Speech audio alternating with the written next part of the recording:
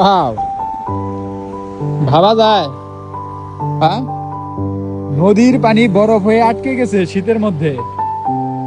লেকের পানি সব বরফ হয়ে আটকে আছে, দেখতে পাচ্ছেন। ভাতিজা বিদেশ আসবে না? হ্যাঁ, ভাতিজা বিদেশ আসো, আসলে বুঝতে পারবে ঠান্ডা কি জিনিস।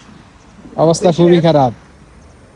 দেশে 4 দিন ধরে সূর্য ওঠে নাই, তাপমাত্রা 9-12, এতে তো ভালো সহ্য হচ্ছে না, ঘর থেকে বেরোচ্ছে না। এখানে আসলে কি করবে? আর এদিকে নদীর পানি বরফ হয়েছে।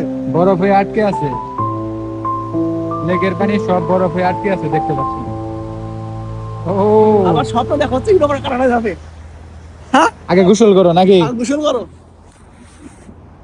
যে বাংলাদেশে ফোন দিলে দেখি যে শীতের মধ্যে স্যান্ডেল গেঞ্জি পরে বসে রয়েছে। আর আমাদের কি অবস্থা, যে নদীর পানি বা লেকের পানি আটকে রয়েছে পানিতে বরফ হয়ে। এই হচ্ছে অবস্থা। আসো আসো ভাতিজা আসো, শীতের দেশে আসো। Bye bye.